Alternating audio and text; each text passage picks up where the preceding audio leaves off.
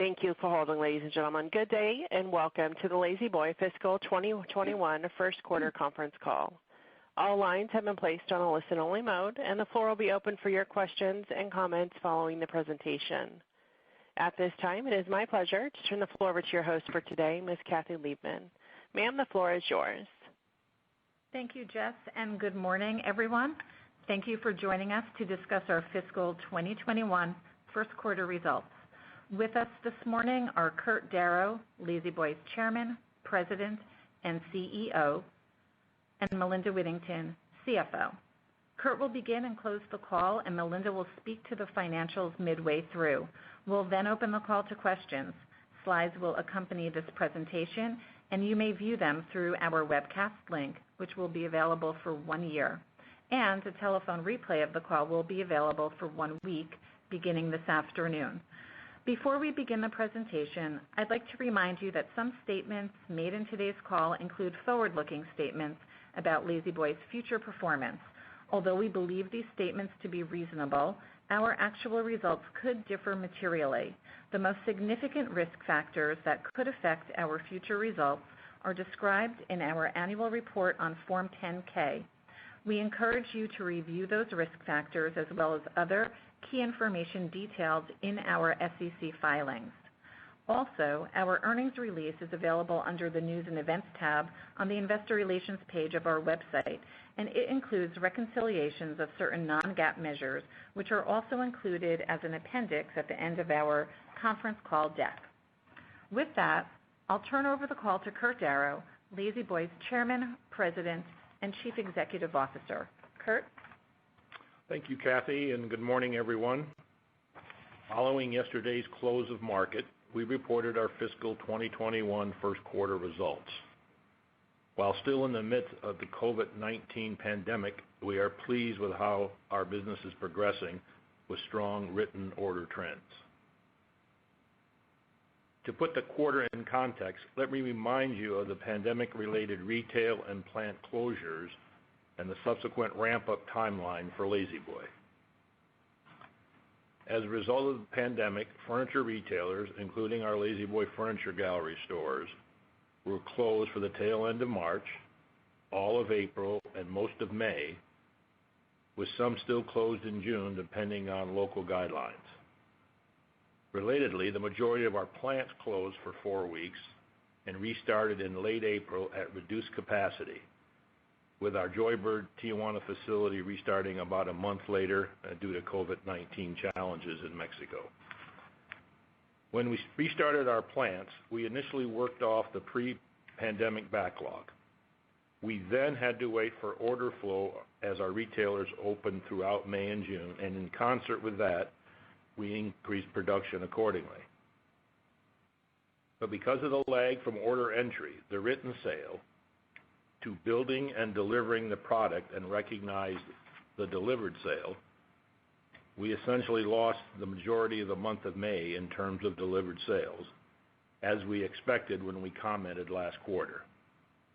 We have continued to increase our rate of production weekly and are now operating at about 90% of prior year levels, but our lag time is currently running at about double our normal rate given strong demand during the quarter and the challenge of hiring additional workers.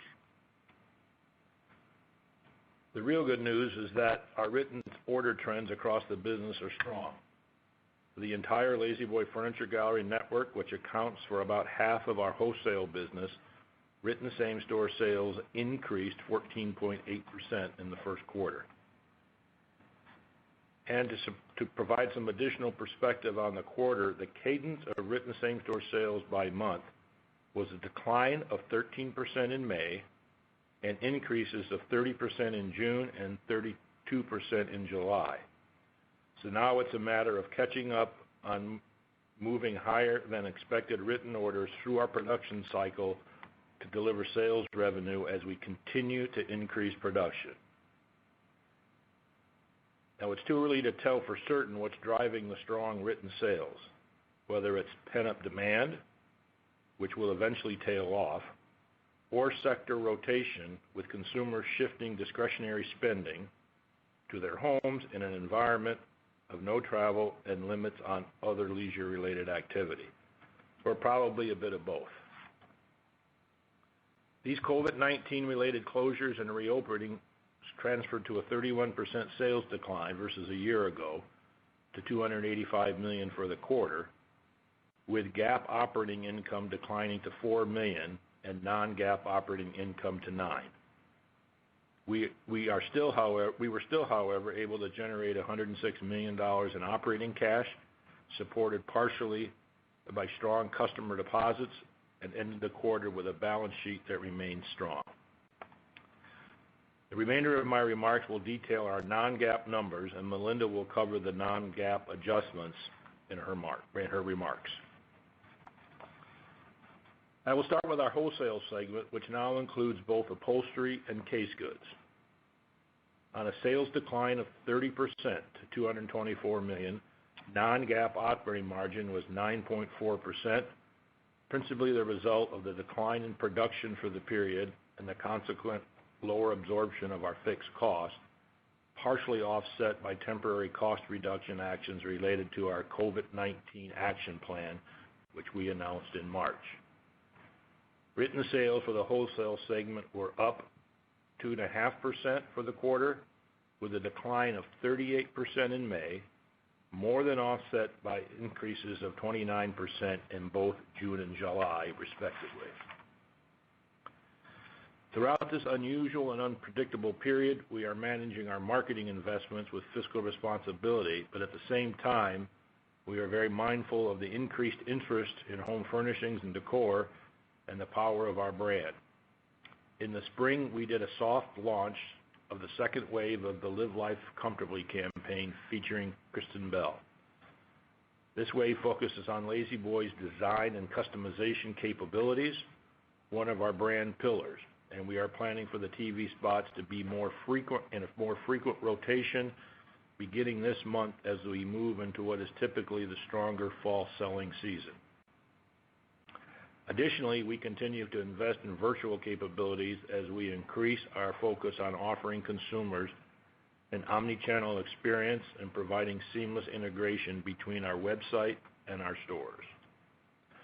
From a product perspective, our modulars, sectionals, and our wireless hand remote option on our power products continue to be in high demand. On the manufacturing side, we continue to hire and train people to meet the unexpected demand surge while following all COVID-related safety protocols. Now let me turn to the retail segment. Written same-store sales for the company-owned stores increased 11% for the quarter, even with the majority of stores closed for the month of May and some still closed in June. Again, for perspective on how the quarter played out, by month, written same-store sales for the company-owned stores were down 26% in May, but up 29% and 37% in June and July, respectively. For the quarter, delivered sales declined 36% to $91 million, and non-GAAP operating margin for the segment was a loss of 6.8%, due primarily to our inability to increase our production fast enough to meet the unexpected momentum and demand. As we've discussed over the last several quarters, our retail business has become a core competency for the company and has been performing at a very high level, greatly contributing to the value of the La-Z-Boy enterprise. The first quarter loss was an anomaly given the dynamic of store closures and the impact of the written and delayed delivered sales. Encouragingly, on a temporary decline in traffic, we saw conversion and average ticket improvement as consumers used our website to conduct research before shopping in our stores, and our store teams continued to execute at a very high level to close sales. Additionally, we were pleased to see positive traffic trends in July after declines in May and June. In this environment, we are deploying new ways to engage with our store guests and enable safe and healthy shopping experiences. These range from the ability to book personal shopping appointments, mask wearing by all team members, and store capacity management with a queuing system depending on local condition, ordinance, and needs. Feedback has been very positive from our store teams and customers in terms of creating a safe place to shop. I'll now spend a few minutes on Joybird. For the quarter, Joybird sales reported in corporate and other declined 22% to $13.4 million. However, written sales increased 38%, with deliveries expected to catch up in the later part of the second quarter and into the third, due to the Joybird plant not fully reopening until June due to COVID-19. Balancing sales growth with bottom line performance, Joybird reduced its quarterly operating loss on a year-over-year and sequential basis. We expect quarter two delivered revenue rate to be restored to more normal levels, but anticipate it will continue to lag the strong written demand due to the short-term labor constraints. I'll now turn things over to Melinda. Thank you, Kurt, and good morning, everyone. As always, let me remind you that we present our results on both a GAAP and non-GAAP basis, as we believe the non-GAAP presentation better reflects underlying operating trends. As detailed in our press release and in the tables in the appendix section of our conference call slides, excluded from our fiscal 2021 first quarter non-GAAP reporting are a pre-tax charge of $3.5 million or 6 cents per diluted share related to the company's business realignment announced in June, which included a 10% reduction of our global workforce and the closure of our Newton, Mississippi manufacturing facility, and a pre-tax purchase accounting charge related to acquisitions completed in prior periods totaling $1.2 million or 2 cents per diluted share. Last year's first quarter non-GAAP results excluded a pre-tax charge of $1.5 million or 2 cents per diluted share related to the company's supply chain optimization initiative, which included the closure of our Redlands, California facility, and a pre-tax purchase accounting charge of $1.5 million or 2 cents per diluted share. Additionally, I would point out a revision to our segment reporting beginning this quarter. Due to similar financial structures and customer channels, we aggregated the former upholstery segment with the former case goods segment to form the newly combined wholesale segment. And now on to our results. My comments from here will focus on our non-GAAP reporting unless specifically stated otherwise. As noted, on a consolidated basis, fiscal 21 first quarter sales declined 31% to $285 million, reflecting the continued impact from the COVID-19 pandemic. Consolidated non-GAAP operating income was $9 million versus $26 million in last year's quarter, and consolidated non-GAAP operating margin was 3.1% versus 6.3%. Non-GAAP EPS was 18 cents per diluted share in the current quarter versus 42 cents in last year's first quarter. Consolidated gross margin for the first quarter increased 30 basis points. Improved gross margin was driven primarily by targeted cost reduction actions, including the closure of our Redlands, California facility about a year ago, as well as those temporary actions associated with our COVID-19 action plan announced in March. Gross margin also benefited from improved performance at Joybird.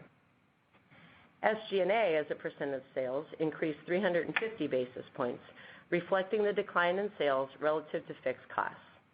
Partially offsetting the increase in SG&A expense were temporary cost reductions taken as part of our COVID-19 action plan.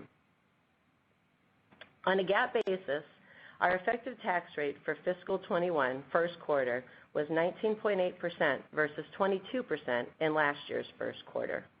Our effective tax rate varies from the 21% federal statutory rate, primarily due to state taxes.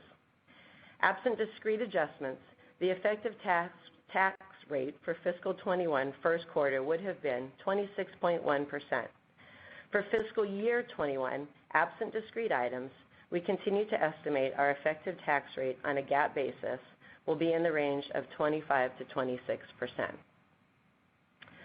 Turning to cash, we generated $106 million in cash from operating activities in the quarter, including a $61 million increase in customer deposits from written orders for the company's retail segment and Joybird.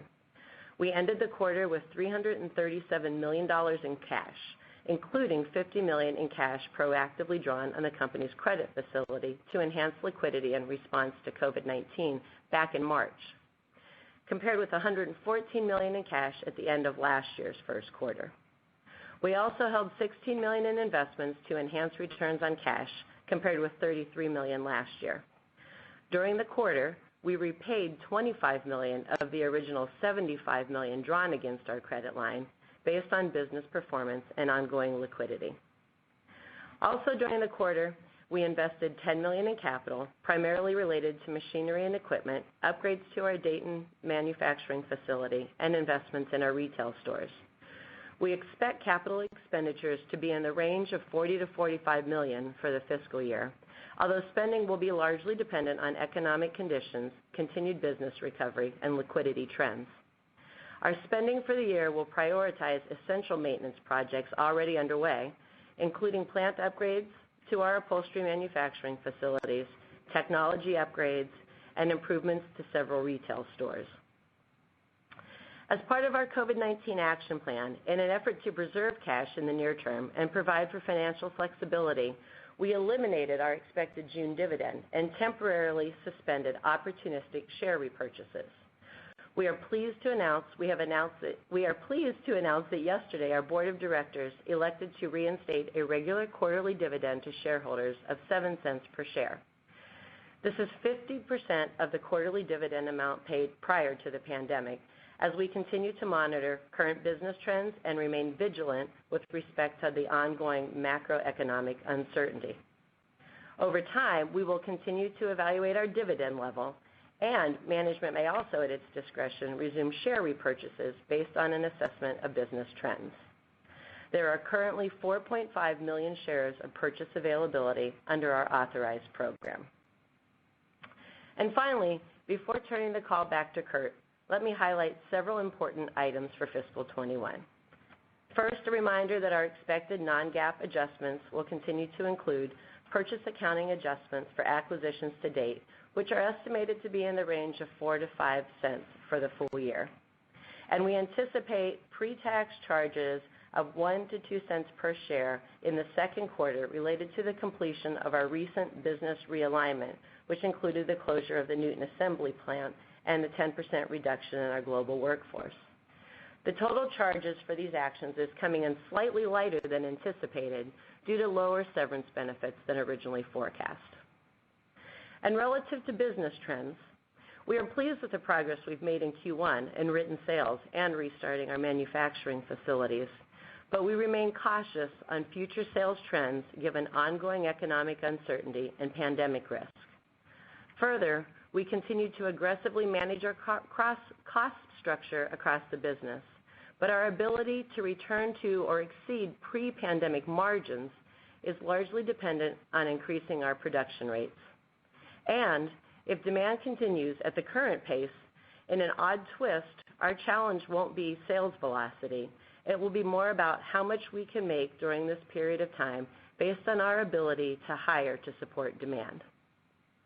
And finally, a note on tariffs. The exclusion on tariffs that provided 2 years of tariff rebates received at the end of fiscal 20 was not renewed. So we will have that expense going forward, similar to most quarters in the last 2 years. And now back to Kurt for his concluding remarks. Thank you, Melinda. As noted, we are pleased with our written order trends and believe there is still some pent-up demand in the marketplace, given the long period of time retailers were closed, as well as some shift in discretionary spending with more money going into the home category. But as Melinda noted, because we are mindful of the pandemic is still upon us, we are cautious in our optimism on demand and our ability to flex our workforce as we move into the fall selling season. As we manage the business tightly day to day, we are focused on providing great service to our customers and maintaining fiscal conservatism through this uncertain period. I'm confident we will emerge a stronger company on the other side of this crisis, and I'm quite pleased with how well the company is faring as we move through it. We will continue to capitalize on the strength of our well-known and trusted brand, our vast distribution network, including the vibrant La-Z-Boy Furniture Gallery store system, our world-class supply chain, and our strong balance sheet to deliver long-term value to all stakeholders. We thank you very much for your interest in La-Z-Boy Incorporated, and now we'll turn things over to Kathy to provide instructions for getting into the queue. Kathy? Thank you, Kurt. We'll begin the question and answer period now. Jeff, please review the instructions for getting into the queue. Thank you. Ladies and gentlemen, if you have a question or comment, it is star one on your telephone keypad at this time. Again, that is star one for any questions or comments. We will take our first question from Bobby Griffin with Raymond James. Please go ahead. Good morning, everybody. Thank you for taking my questions, and I hope everybody's staying safe and healthy. Good morning, Bobby. Morning. So, Kurt, Melinda, first, I guess I wanted to talk about capacity and just making sure we understand it correctly. Is the issue of getting back to 100% from, call it the 90% that you ended the quarter with, mostly on labor? Or is there some raw material shortages or anything else that's happening inside the capacity, inside the manufacturing facilities that is limiting getting back towards 100%? Bobby, it's primarily labor. We have not had any meaningful hiccups in raw materials or supplies, and you have to think about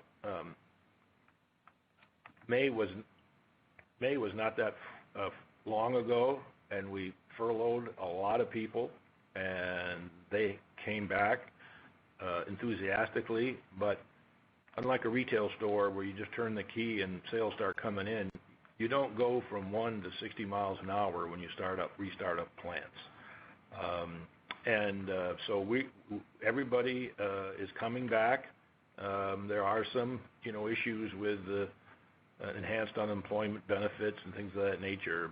But our constraint now as we ramp up, and we've been working a lot of overtime. But our constraint is just making sure we can find people that we can train and bring into our system. And to continue to increase our production at all three of our facilities. There's also just realities, Bobby, of keeping people safe in the middle of COVID-19. So, keeping folks appropriately socially distanced if someone has been exposed outside, making sure that we're doing the appropriate contact tracing, keeping people home. So, given our focus on safety for our employees throughout this, there are just some realities to from time to time on how many folks you can have working as well. And that, Melinda, will probably limit the throughput in this environment, even when you get the labor back. Is that correct? To some extent. We've managed to, our team has done a fantastic job to date, and we've had fairly limited impact, but just with the realities of what you need to do if someone comes in and they feel they've been exposed, to be able to keep the others safe, the number of people you're sending home, you do have a bit of a limiter that will go on until we have this pandemic solved. But Bobby, I would add too that this is not solely a La-Z-Boy problem. This is a wide range industry problem.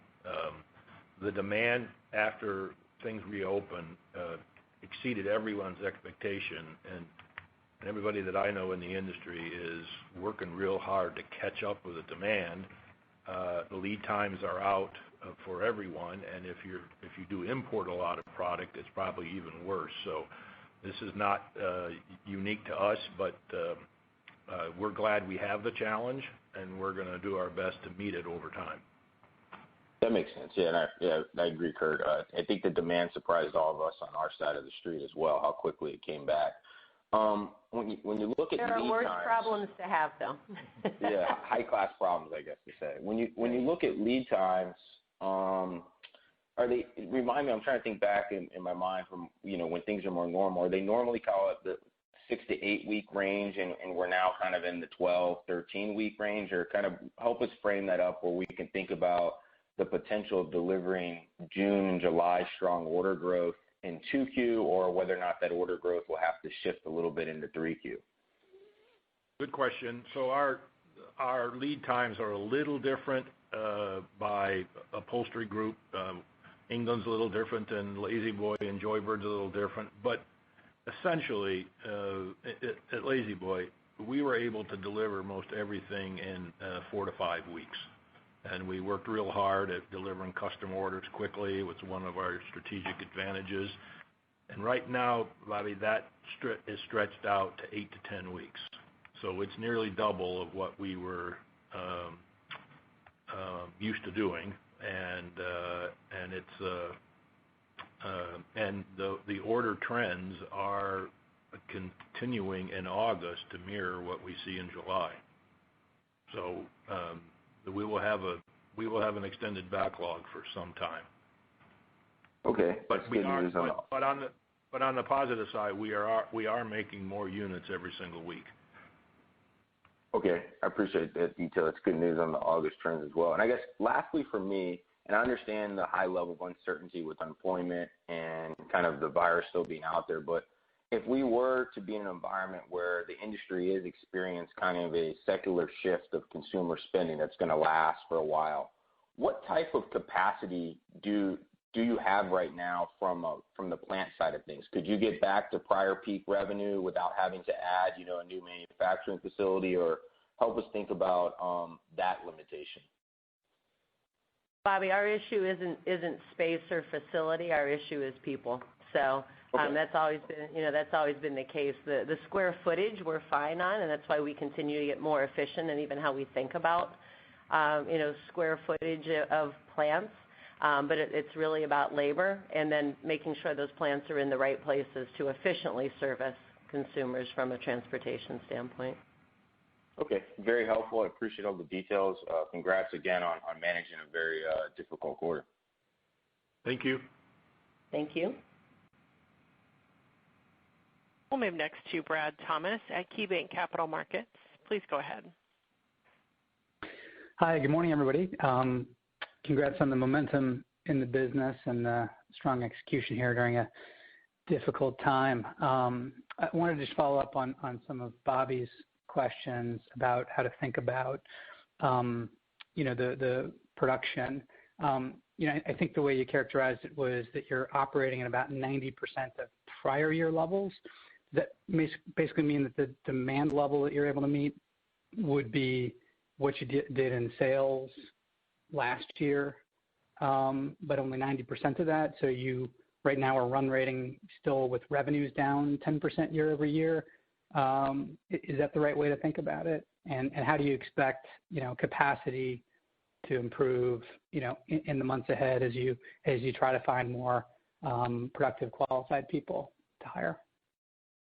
Directionally, yes, you're right, but I'd put a couple of different pieces. It just speaks to the fluidity of the situation. We're at 90% today. 2 weeks ago, we were less than that. 2 weeks from now, we'll be better than that as we continue to focus on hiring and efficiencies there. And as I noted earlier, there's always sort of the question mark on the impact of COVID on any given week.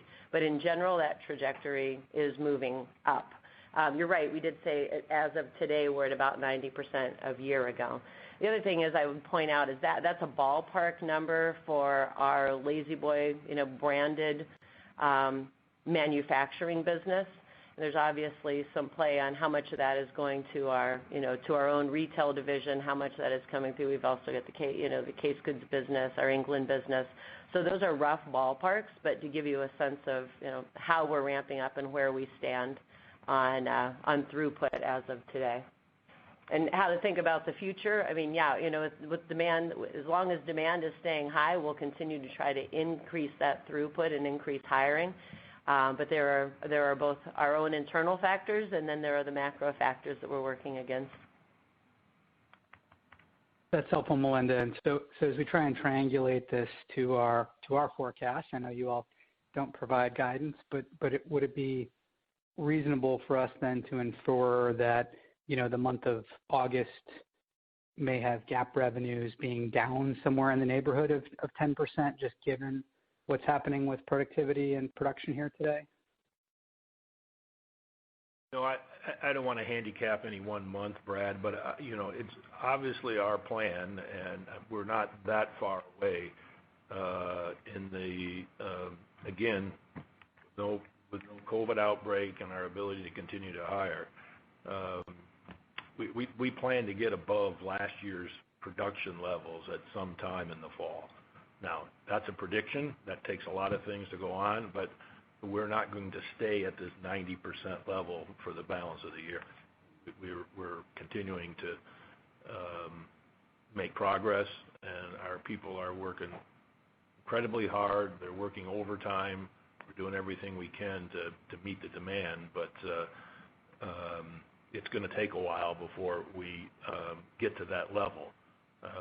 And so it's hard to handicap just how much improvement we make month to month, given all the other circumstances that are involved in that equation.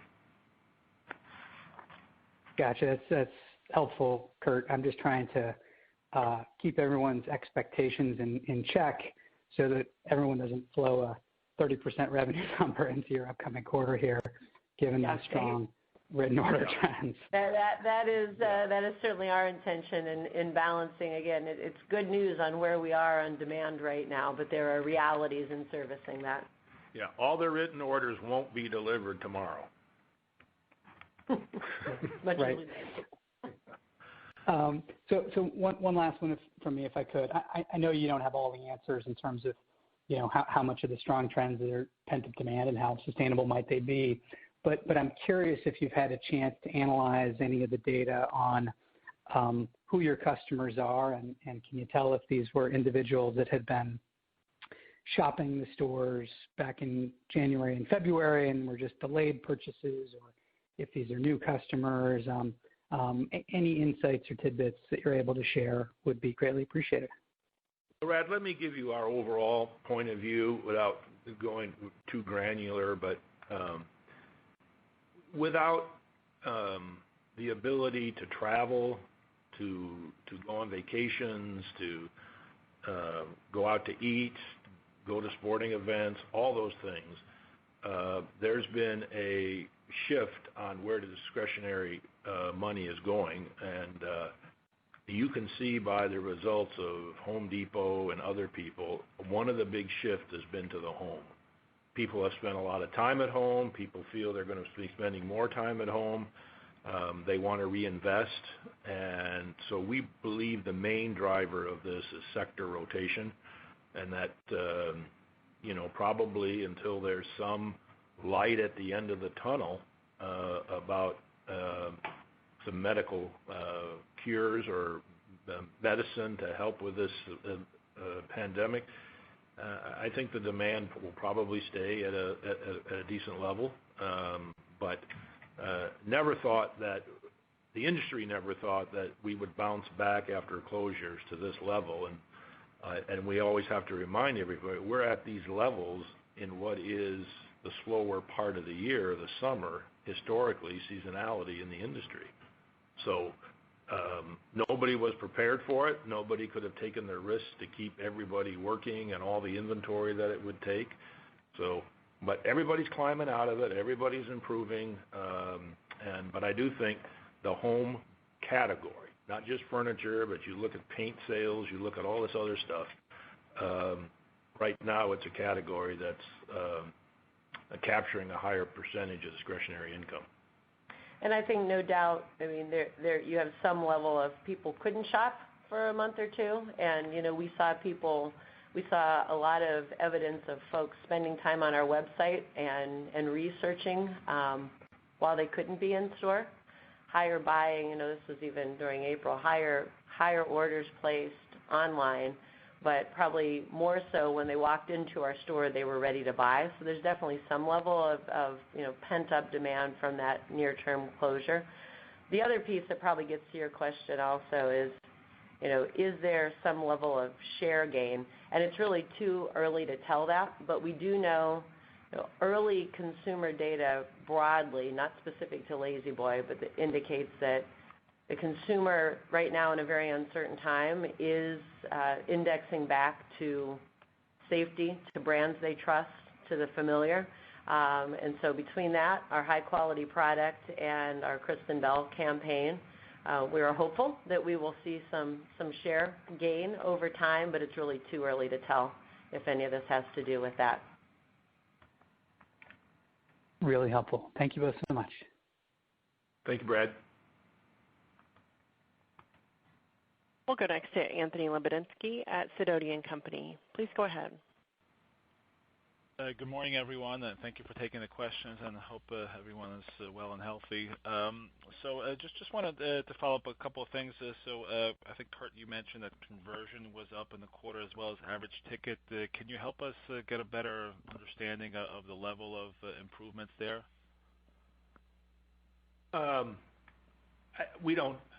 We don't share that data, but it,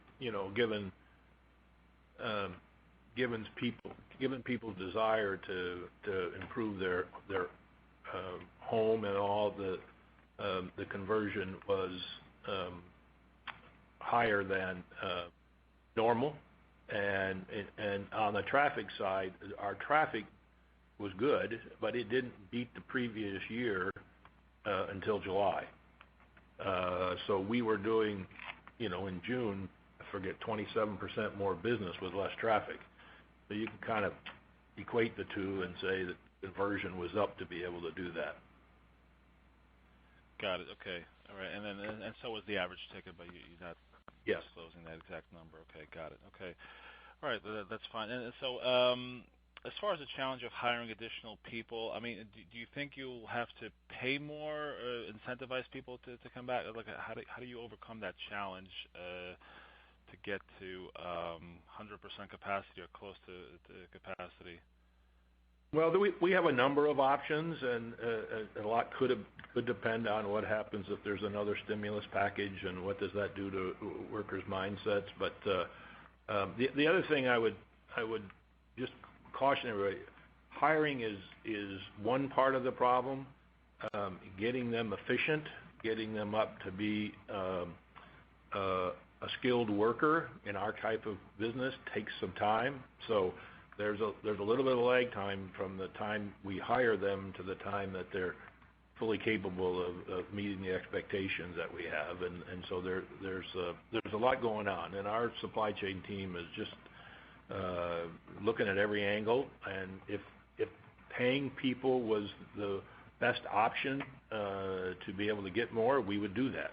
So we're looking at everything we can to try to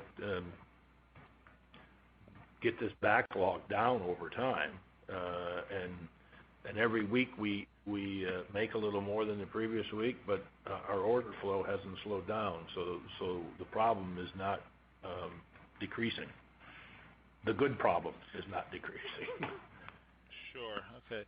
And you were pretty aggressive with cutting SG&A expenses. Obviously, some that will come back. So can you give us a better understanding, perhaps, how, as business comes back, how much of the expenses will come back, and how much of the expense cuts are more permanent in nature? I mean, when we took the reduction of 10% across our workforce in June, that obviously was meant to right-size the business for the long term, and what we still expect, at some point I would expect some level of economic contraction and downturn. So that 10% was across all expense items, including SG&A, but also in SG&A are selling expense, and when we're selling well, you're going to have more commissions and so forth. You're going to have more ad spend. So, there's a lot of moving pieces within that. So certainly our 10% headcount reduction was intended to be a longer lasting item, but the majority of our other expenses are going to grow with a growing business over time proportionally. Got it. All right. Well, thank you and best of luck. Thank you, Anthony. Thank you. Once again, ladies and gentlemen, it was *1 if you had a question or comment. We will go next to Reuben Garner at the Benchmark Company. Please go ahead. Thank you. Good morning, everybody. Good morning, Reuben. So, apologies if I repeat anything. I had some technical difficulties early in the call, but maybe I kind of want to hit on, I guess, geographical call-outs. One of the big trends we've seen in the home construction industry is the suburban flight. I always thought of La-Z-Boy as being stronger in those markets. Is that that something that you guys have seen? Do you view that as an opportunity if folks are moving out of the cities into single family bigger homes in the suburbs? Well, we've always had a higher share in the suburbs. We don't have a number of locations in the cities, like in Manhattan or downtown LA or anything. We're not represented, so the suburbs have always been a strong point for us. But I would say some of our ups and downs in sales trends has a little bit more to do with what's going on with that individual area or state and their evolution through this COVID change. Obviously, we just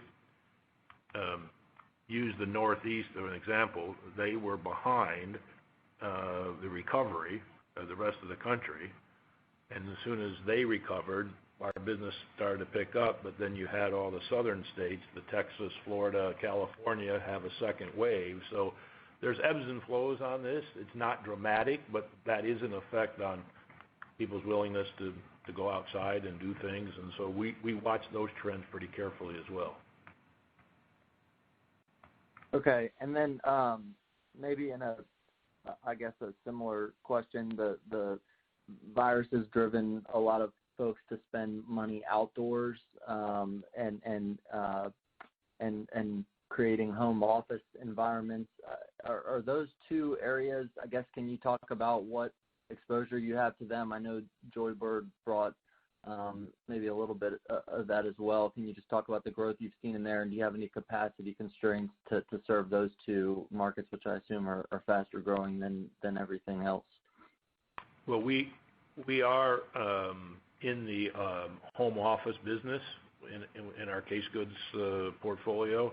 We're not in the outdoor business specifically, although we do have a license agreement with a company that provides La-Z-Boy outdoor furniture. But the other thing that there's going to be, I think, some future benefit.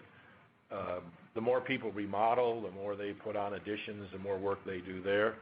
If you remodel part of your home, your old furniture doesn't look quite as good in the new remodeled spot as it would if it was new. So the more activity that's happening in the home and more that people want to invest in their home, there is a residual benefit to home furnishings that trend continues. Yep, makes sense. And last one for me, and again, apologies if you already touched on it, but any material input cost inflation or deflationary buckets that you would call out if you haven't already? And thank you guys for the time. Yeah, thank you for the interest today. From a cost standpoint, raw materials look to be fairly stable right now, to maybe a slight tailwind, but really pretty stable year on year. Our people costs and both primarily in the manufacturing side, but really an SG&A as well. To the previous question, we did do a 10% reduction across our workforce, including the closing of the Newton plant. But at the same time, with bringing folks back, and as we spent a lot of the time in the call talking about just the hiring challenges, that will be a bit of a headwind and a tailwind as we go through the next couple of quarters. The other thing I would just point out is, we've had these Chinese tariffs that have been with us for now 2 years plus, and we've had a lot of activity around that, but we had really good news at the end of Q4 when we had a healthy amount of those tariff expenses rebated to us, and we received that in the fourth quarter. Unfortunately, those tariff exclusions were not continued by the governmental authorities, so we'll be back to having that expense on a going basis. So the quarter to quarter, for quarters 2 and 3 at least, that would look very similar. It'd be a headwind in Q4 because we were in a bit of a hiatus from those tariffs in Q4 of last year.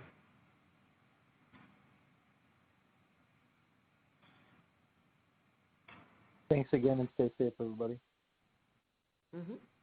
Thank you. And with no other questions holding, I will now turn the conference back to management for any additional or closing comments. Thank you very much for joining our call today. If you have any follow-ups, please be in touch. Have a great day. Bye-bye. Thank you. Ladies and gentlemen, that will conclude today's call. We thank you for your participation. You may disconnect at this time and have a great day.